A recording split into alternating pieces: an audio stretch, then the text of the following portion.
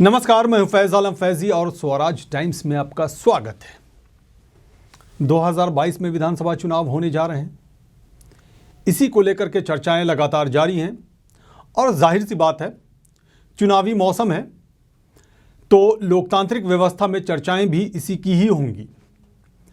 हम कुछ दिलचस्प जानकारियों के साथ आपके सामने पेश हुए हैं और विपिन बेबाक जो हमारे वरिष्ठ सहयोगी हैं, उनका ये आदेश हुआ तो मुझे लगा कि आपसे रूबरू हो जाऊं, आपसे कुछ बातचीत कर ली जाए।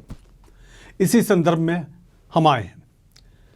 लेकिन अब आप ये सोच रहे होंगे कि आखिर हम कहना क्या चाह रहे हैं इस वीडियो में।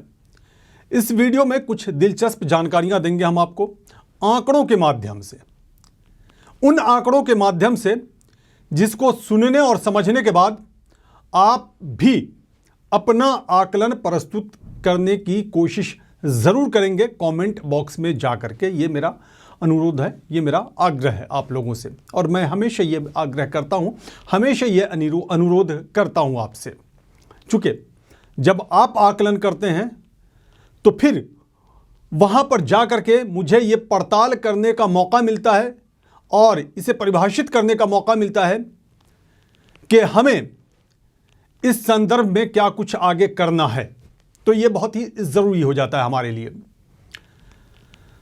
तो चलिए मुद्दों पे आ जाते हैं और इसका सीधा संबंध बहुजन समाज पार्टी से है, जिसमें तमाम राजनीतिक पार्टियां भी शामिल होंगी। चूँकि चुनाव में तो सभी राजनीतिक पार्टियां अपना दमखम दिखाती हैं और जीतने की संभावनाओं के साथ चुनावी मैदान में उतरती हैं। दरअसल जो चुनावी सर्वे आ रहा है लगातार कई चैनल्स के माध्यम से, उस पर हम थोड़ी सी रोशनी डालेंगे और उसके बाद कुछ दिलचस्प जानकारियां आपको देंगे। हम कुछ दिलचस्प आंकड़े हम आपको देंगे। वो इसलिए भी ज़रूरी है कि इन आंकड़ों से ये बात समझ में आ जाएगी कि सर्वे जो दिखाए जा रहे हैं उसमें बहुजन समाज पार्टी को पीछे क्यों दिखाया जा रहा है, इसकी वजह क्या है, जबकि सच्चाई तो बिल्कुल उलट है। और यह सच्चाई आप भी जानेंगे तो आपको सुखद आश्चर्य होगा। और मैं ऐसा नहीं कहता, और हमेशा हमारी ये कोशिश होती है कि मैं उन बातों को परिभाषित नहीं करूं या उन बातों को केंद्र में ना रखूं जिससे ये लगने लगे कि हमारा झुकाव कहीं जा रहा है। बिल्कुल भी नहीं। मैं हमेशा ये कोशिश करता हूं, आपको भी अंदाजा होगा। लेकिन आंकड़े तो झूठ नहीं बोलते, आंकड़े तो सच ही बताए जाते हैं।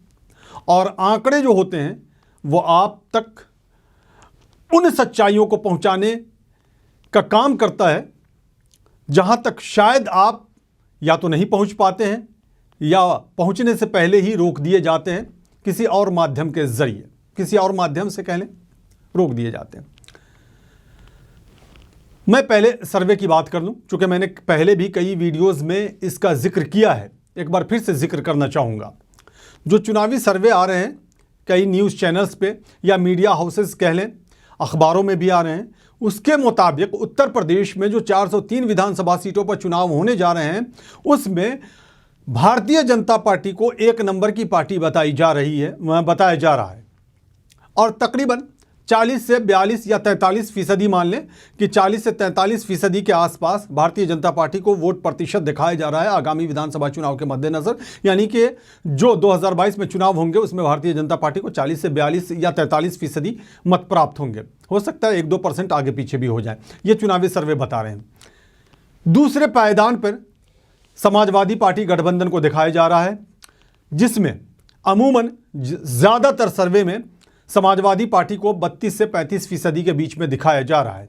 गठबंधन की बात कर रहा हूं, समाजवादी पार्टी गठबंधन में कई पार्टियां शामिल हैं, तो 32 से 35% के आसपास दिखाए जा रहे हैं। 1-2% आगे पीछे भी हो जाते हैं। और जैसा कि मैंने कहा कि भारतीय जनता पार्टी को 40 से 42 या 43% तक दिखाए जाते हैं, 1-2% यहां भी आगे पीछे होते हैं।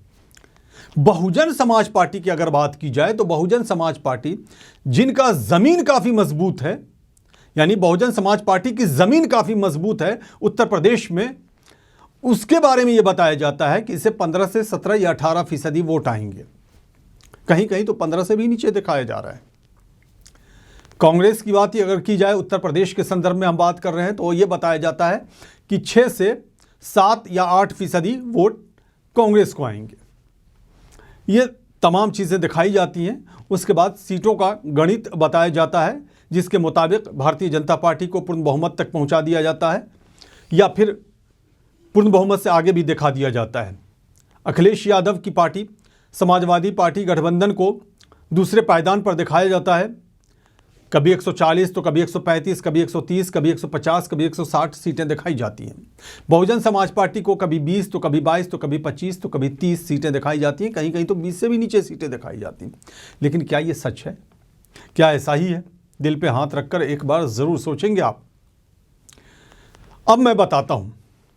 आप याद कीजिए 2007 का विधानसभा चुनाव, जिसके बारे में हमने हमेशा जिक्र किया है आपके सामने आकर के, कि तब बीएसपी के बारे में किसी ने आकलन नहीं किया था कि बीएसपी पूर्ण बहुमत के साथ सरकार बनाएगी। लेकिन 206 सीटें अकेले बहुजन समाज पार्टी ने अपने दम पर जीता था और तकरीबन 30% से ज़्यादा वोट बहुजन समाज पार्टी के खाते में आए थे। लेकिन 2012 में बहुजन समाज पार्टी को 25% के आसपास वोट मिले, थोड़ा सा ज़्यादा कह लें, 25% में थोड़ा सा ज़्यादा वोट, यानी 25% ही मान लें, 25% के आसपास वोट मिले बहुजन समाज पार्टी को और 126 सीटों का नुकसान हुआ। 80 सीटें बहुजन समाज पार्टी के खाते में आए। 5% कितना कारगर होता है चुनावी समीकरण को बदलने में या चुनावी नतीजों को बदलने में, इसका अंदाज़ा आप इस वोट प्रतिशत से लगा सकते हैं। यानी कि 25% के आसपास जब बहुजन समाज पार्टी को वोट आया 2012 विधानसभा चुनाव में, तो बहुजन समाज पार्टी के खाते में 80 सीटें आईं और अखिलेश यादव की पार्टी, उस टाइम में अखिलेश यादव तो नहीं थे अध्यक्ष, लेकिन अखिलेश यादव बाद में मुख्यमंत्री बना दिए गए थे। मुलायम सिंह यादव ने अखिलेश यादव को ही मुख्यमंत्री बनाया था। तब समाजवादी पार्टी को 224 सीटें आई थीं। चलिए आगे बढ़ते हैं। 2019 में समाजवादी पार्टी बहुजन समाज पार्टी ने मिलकर के गठबंधन किया। इसमें आरएलडी को भी 3 सीटें मिली थी। और जब नतीजे आए तो वोट प्रतिशत के माध्यम से इन नतीजों को आप समझें। समाजवादी पार्टी के खाते में 2019 लोकसभा चुनाव की हम बात कर रहे हैं, तकरीबन 18% वोट आए और बहुजन समाज पार्टी के खाते में तकरीबन 19%, बल्कि 19.26% वोट आए, यानी कि 19% से ज़्यादा वोट आए बहुजन समाज पार्टी के खाते में। समाजवादी पार्टी को मिली 5 सीटें और बहुजन समाज पार्टी को मिली 10 सीटें। 2019 लोकसभा चुनाव की बातें कर रहे हैं हम, तो यहां भी बहुजन समाज पार्टी का वोट प्रतिशत ज़्यादा था। अब 2009 में जब बहुजन समाज पार्टी ने लोकसभा चुनाव में ज़बरदस्त सफलता प्राप्त की थी और लगभग समाजवादी पार्टी, कांग्रेस और बहुजन समाज पार्टी ने उसी आसपास में जीत दर्ज कराई थी उत्तर प्रदेश में 80 लोकसभा सीटों पर, तब 27% के आसपास बहुजन समाज पार्टी को वोट आया था और तब 20 सीटों पर बहुजन समाज पार्टी ने जीत का परचम लहराया था। अब भला बताइए कि जब 2019 का लोकसभा चुनाव होता है, उसमें बहुजन समाज पार्टी अपना जो वोट प्रतिशत है लगभग उसे बरकरार रखती है। किसी भी चुनाव में बहुजन समाज पार्टी का जो वोट प्रतिशत है, जो बेस वोट है, उसमें कमी नहीं आई है। उसमें जब इजाफा हुआ है तो जीत मिली है। तो फिर ये 15 के आसपास कैसे प्रतिशत दिखाया जा रहा है बहुजन समाज पार्टी को चुनावी सर्वे में 2022 में होने वाले चुनाव के मद्देनजर? सोचने वाली बात है। कहा यह जाता है कि बहुजन समाज पार्टी का अपना कार्डर वोट है, उसमें कोई सेंधमारी नहीं कर सकता और वो ये तकरीबन 20 से 22% है, जो कभी कमता नहीं, उसी के आसपास रहता है। 1-2% आगे पीछे हो जाता है, 1-2% का उतार चढ़ाव देखने को मिलता है। लेकिन जैसे ही इसमें वोट जुड़ जाता है बहुजन समाज पार्टी के खाते में, बहुजन समाज पार्टी उछाल मारती है और जीत बहुजन समाज पार्टी के नसीब में आ गिरता है। कई मौक़ों पर यह देखा गया है। अब ज़रा सोचिए आप कि 2022 में विधानसभा चुनाव होने जा रहे हैं। न जाने कितनी बार हमने खुद बताया होगा और हमारे वरिष्ठ सहयोगी विपिन बेबाक ने भी आपको बताया होगा कि उत्तर प्रदेश में तकरीबन 22% दलित वोटर्स हैं। तो ये वोटर्स इस बार काफ़ी आक्रामक नज़र आ रहे हैं, एग्रेसिव नज़र आ रहे हैं बहुजन समाज पार्टी को लेकर के। हालांकि चंद्रशेखर भी लगातार अपनी उपस्थिति दर्ज करा रहे हैं, इससे इनकार नहीं किया जा सकता है। लेकिन जो दलित वोटर्स हैं उनका झुकाव आज भी बहुजन समाज पार्टी की तरफ है, चूँकि चंद्रशेखर की जो पार्टी है आज़ाद समाज पार्टी, उसे अभी लंबा सफ़र तय करना है। तो ये वोट प्रतिशत तो है। 2007 में ब्राह्मण और मुसलमानों का वोट जुड़ा बहुजन समाज पार्टी के खाते में और बहुजन समाज पार्टी ने बम्पर जीत हासिल की और पूर्ण बहुमत के साथ सरकार बनाने में सफलता प्राप्त की। इस बार यह माना जा रहा है कि ब्राह्मण समुदाय का वोट बड़ी संख्या में बहुजन समाज पार्टी के खाते में जाने वाला है। मुस्लिम समाज की अगर बात की जाए, इसके लिए हम अलग से किसी और वीडियो में मुस्लिम समाज के वोटर्स के बारे में हम बात कर लेंगे डिटेल्स से, चूँकि आप लोगों ने ये मांग भी की थी, आप लोगों ने ये बात कही भी थी कि उसके बारे में विस्तार से बताएं, तो हम अगले वीडियो में इस पर चर्चा ज़रूर करेंगे। लेकिन फ़िलहाल हम आपको ये बता दें कि मुस्लिम समाज का जो वोट प्रतिशत है उत्तर प्रदेश में वो लगभग 20% है, 19 से 20%। और इसमें से बहुजन समाज पार्टी के खाते में वोट न जाए ऐसा तो हो ही नहीं सकता, चूँकि हर बार बहुजन समाज पार्टी के खाते में मुस्लिम वोटर्स वोट डालते रहे हैं। तो इस बार वो वोट जुड़ेगा ऐसा माना जा रहा है। हालांकि समाजवादी पार्टी गठबंधन का भी अपना असर है मुस्लिम वोटर्स पे, इससे बिल्कुल इनकार नहीं किया जा सकता है, और इसे नकार देना वैसे ही होगा जैसे कोई पक्षपात करता है पत्रकार, तो नकार नहीं सकते। लेकिन ये वोट प्रतिशत कुछ न कुछ बहुजन समाज पार्टी के खाते में आएगा। हो सकता है कि ये उछल जाए, क्योंकि जिस तरह से मायावती की पार्टी के लोग काम कर रहे हैं, कार्यकर्ता काम कर रहे हैं या फिर नेतागण काम कर रहे हैं, उससे ऐसा लग रहा है कि इसमें काफ़ी इजाफा होगा।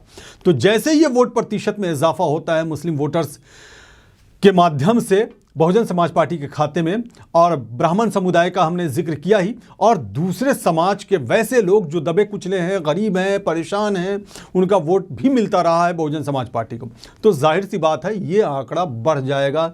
30+ होगा, 35 भी हो सकता है, 34 भी हो सकता है, 36 भी हो सकता है। लेकिन जैसे ही बहुजन समाज पार्टी का ये आंकड़ा बढ़ता है तो जाहिर सी बात है दूसरी पार्टियों का आंकड़ा कमेगा। तभी तो 100 के अंदर ही तो हिसाब करना, उससे ज़्यादा तो कर नहीं सकते आप।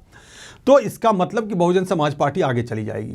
तो अब आप चुनावी सर्वे के माध्यम से जो चीज़ें बताई जा रही हैं उसको ज़मीन पर जाकर के देखने की अगर कोशिश करेंगे तो तस्वीर बिल्कुल साफ हो जाएगी। हमने इसी आंकड़े के माध्यम से आपको ये समझाने की कोशिश की है। आप खुद दिल पर हाथ रख के सोचें और समझने की कोशिश करें। चूँकि मायावती के वोटर्स के बारे में एक बात और कही जाती है कि ये खामोश वोटर्स हैं, बिल्कुल चुपचाप रहते हैं। वोट करने का जब वक्त आता है, जब दिन आता है, तो पोलिंग बूथ पे जाते हैं, लंबी लंबी कतारें लगाते हैं, वोट करके चले आते हैं मायावती के पक्ष में, जो मायावती के वोटर्स हैं। तो ये खामोश रहते हैं, हो हल्ला नहीं होता है। हाँ, ये अलग बात है कि पिछले कुछ चुनावों में ये ज़्यादा आक्रामक नहीं रहे, जिसकी वजह से नुकसान भी उठाना पड़ा है बहुजन समाज पार्टी को। तो ये है आंकड़ों के माध्यम से समीकरण जो चुनावी सर्वे में नहीं बताए जा रहे हैं। अब मैं ये तो नहीं कह सकता कि चुनावी सर्वे जो भी दिखाए जा रहे हैं वो गलत हैं, सही भी हो सकते हैं, क्योंकि ये तो नतीजों पर डिपेंड करता है। नतीजे कई बार ऐसे आए हैं, कई बार क्या अक्सर आए हैं कि आप सर्वे में कुछ और दिखा रहे हैं और नतीजे कुछ और आ रहे हैं। यहाँ तक कि एग्जिट पोल में कुछ और दिखा रहे हैं, नतीजे कुछ और आ रहे हैं। तो इसलिए सर्वे के माध्यम से ये बात बिल्कुल नहीं कही जा सकती है। लेकिन जो आंकड़े हमने प्रस्तुत किए हैं, चूँकि वक्त कम होता है, ज़्यादा लंबा वीडियो भी हम नहीं बना सकते ताकि आपको ज़्यादा दिक्कत ना हो, छोटे छोटे वीडियो बना करके हम आपको ये बात बताना चाहते हैं और इसी के माध्यम से आप तक इन बातों को पहुंचाना चाहते हैं जो शायद आप तक नहीं पहुंच पाती है या पहुंचने नहीं दिया जाता है। तो आप अंदाज़ा लगा लें कि बहुजन समाज पार्टी की ज़मीन मजबूत हुई है या खिसकी है उत्तर प्रदेश में। आप गौर करें इस पर। और मैं हमेशा एक बात कहता रहा हूं, एक बार फिर से मैं कह रहा हूं आखिर में, कि बहरहाल जो वोटर्स होता है वही ताज सजाता है राजनीतिज्ञों के सर पे। तो आप जिसके सर पे ताज सजाएंगे वो सत्ता में आएगा या कामयाबी मिलेगी। आप ही सब कुछ हैं, आपके ही वोट से सरकार बनती है। हमेशा हमने ये कहा है और आप भी जानते हैं, सब जानता है, ये हर कोई जानते हैं ये बात, और आप ही के वोट से सरकार जाती भी है। तो आपका एक एक वोट काफ़ी कीमती है। तमाम राजनीतिक पार्टियों को ये चाहत होती है कि वो चुनावी मैदान में उतरे तो जीत उसे उसके खाते में जाए, जीत उसे नसीब हो। तो जाहिर सी बात है सब राजनीतिक पार्टियां करती हैं, करती रहेंगी, चुनावी मौसम है, चुनाव में उतार चढ़ाव भी देखने को मिलते हैं, लेकिन जिस तरह से मायावती ने मुद्दों की बात की है उससे ये एक बात तो समझ में आ जा रही है कि इन मुद्दों पर चुनाव लड़ा जाएगा बहुजन समाज पार्टी की तरफ से, जिसका बिगुल तो पहले ही बजा दिया गया है। और आप ही सब कुछ हैं, आखिर में बस यही एक शब्द, चूँकि आपके माध्यम से ही सरकार बनती है और बिगड़ती है, यानी कि सरकार सत्ता में माफ़ कीजिएगा पार्टी सत्ता में आती है और जो सत्ता में पार्टी होती है वो बाहर भी जाती है। आप अगर सत्ताधारी दल को वोट देते हैं तो वो सत्ता में रह जाती है पार्टी, या सत्ताधारी दल रह जाते हैं, और अगर आप विपक्ष के किसी नेता को वोट देते हैं या विपक्ष की किसी पार्टी को वोट देते हैं या विपक्षी गठबंधन को वोट देते हैं तो वो सत्ता में आ जाता है या आ जाती है पार्टी, गठबंधन की अगर बात की जाए तो, या पार्टी की अगर बात की जाए तो बहरहाल इन आंकड़ों से आपको हमने समझाने की कोशिश की है। मुझसे कहीं अगर भूल चूक हुई होगी तो आप ज़रूर कमेंट बॉक्स में जाकर के कमेंट करेंगे। हमें दीजिए इजाज़त, नमस्कार।